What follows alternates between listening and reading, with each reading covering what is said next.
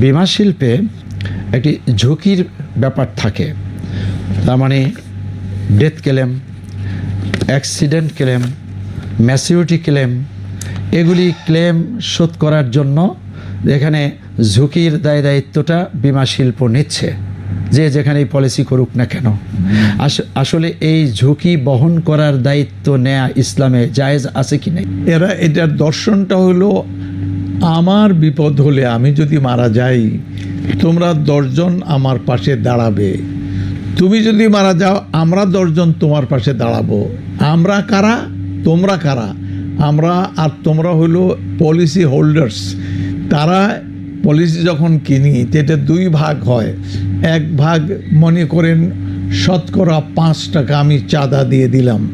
এই চাঁদার দ্বারা একটা তহবিল গঠিত হয়, যার নাম তাকাফুল তহবিল। তাকাফুল কাফালা থেকে, কাফালা মানে পরিপালন বা কার দায়িত্ব লালন করা। তো তাকাফুল পরস্পর লালনের দায়িত্ব নেয়া। এটা কারা নেয়? এটা কোম্পানি নেয় না, এটা নেয় পলিসি হোল্ডার্স। তাদের ওই টাকাটা এক তহবিলে জমা হয়, বিরাট তহবিল হয়ে যায়।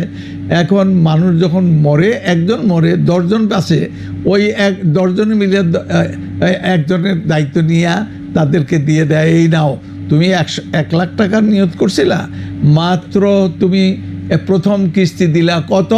2000 টাকা দিছো, 5000 দিছো, তুমি 10 বছরের জন্য করছো, 1000 দিছো, এরপর তোমার মৃত্যু হয়ে গেছে। এখন সে 1 লাখ টাকা পাবে। কেন 1 লাখ টাকা পাবে? এই জন্য যে 10 জনে মিলে তাকে দিয়ে দিছে, যে আমরা তোমাকে দিয়ে দিচ্ছি। এটা কোনো সুদ না, কিছু না। এটা হলো কাফালা বলে। মুসলমানরা একজন একজনের কাফিল হয়। আর কাফালার অর্থনৈতিক দৃষ্টিভঙ্গি এবং পদক্ষেপ হলো এই বিমা। এরপরে ওই 100 টাকার 5 টাকা গেল, আর থাকা 95 টাকা, ওই টাকা দিয়ে কোম্পানি ব্যবসা করে। কি ব্যবসা করে? এটা ওয়াকালার ভিত্তিতে হতে পারে, মুদারাবা। আমাদের দেশে মুদারাবাটাই বেশি চলছে। একজনের পুঁজি, 10 জনের পুঁজি, একজনের উদ্যোগ। 10 জনে মিলে পলিসি কিনলে তারা 95 করে দিতেই থাকে, কোটি কোটি টাকা কোম্পানির কাছে জমে। এই কোম্পানি এটাকে বিনিয়োগ করে, ক্রয় বিক্রয় করে, অথবা ইসলামী ব্যাংকে রাখে, অথবা কোনো একটা জায়গায় বিনিয়োগ করে।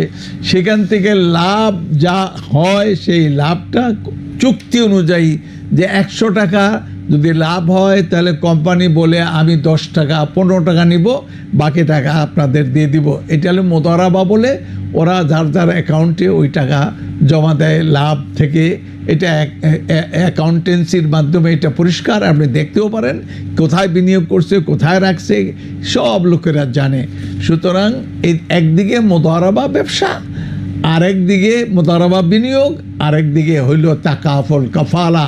এই দুইটা মিলে ইন্স্যুরেন্সের ধারণাটা ক্লিয়ার হলো। আর নবী সাল্লাল্লাহু আলাইহি ওয়াসাল্লাম এটা বলছেন, তুমি তোমার সন্তানাদিকে তোমার মৃত্যুর পরে অন্যের গলগ্রহ রেখে যাওয়ার চাইতে তাদেরকে স্বয়ং সম্পূর্ণ নিজের পায়ে দাঁড়াতে পারে এরকম ব্যবস্থায় এটা রেখে যাওয়াটা ভালো। ইসলামের পছন্দ করে, আল্লাহ পছন্দ করে। সুতরাং এই যে ইন্স্যুরেন্সের সেই হাদিসের যে ব্যাখ্যাটা, যে অর্থটা, সে অর্থটাকে অর্থবহ করে তুলছে, এটা বাস্তবে রূপ দিয়েছে। যে নবী সাল্লাল্লাহু আলাইহি ওয়াসাল্লাম বলেন, ইহরিস আলা মা ইয়ানফাউক ওয়ালা তা'জাজ, যেটা তোমার কল্যাণ। আল মুমিনুল কওয়ি খায়রুন ওয়া আহাব্বু ইলাল্লাহি মিনাল মুমিনিদ দাঈফ, দুর্বল মুমিনের চাইতে শক্তিশালী মুমিন প্রিয় আল্লাহর কাছে। সুতরাং ইহরিস আলা মা ইয়ানফাউক, যেখানে তোমার পরিবার দিনের, তোমার ব্যক্তিগত পরিবারের কল্যাণ হবে, উদ্যোগী হও। ওয়ালা তা'জাজ, হাত পা গুটিয়ে বসে থেকেও না। এটা শুকরান, জাযাকুমুল্লাহ।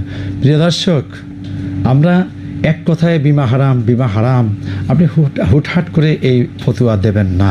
বিনয়ের সাথে বলছি, আসলে বিমাটা কি বুঝতে হবে। এই যে আমরা হাদিসের মাধ্যমে যেটা জানলাম, যে আমাদের সন্তানের জন্য আমাদের কিছু দায়িত্ব আছে, এবং পরিবারের জন্য দায়িত্ব আছে, কর্তব্য আছে। সেই কর্তব্য পালন এবং ভবিষ্যতে হজ করা, উচ্চশিক্ষা গ্রহণ করা, বিবাহশাদী করা, দেনমোহর আদায় করা, কতভাবে কল্যাণকর কাজ করা যায়, সেটার জন্য এ বিমা খুবই সুন্দর পদ্ধতি।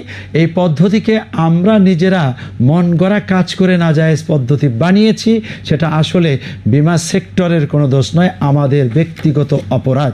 আল্লাহ হেদায়েত করুন।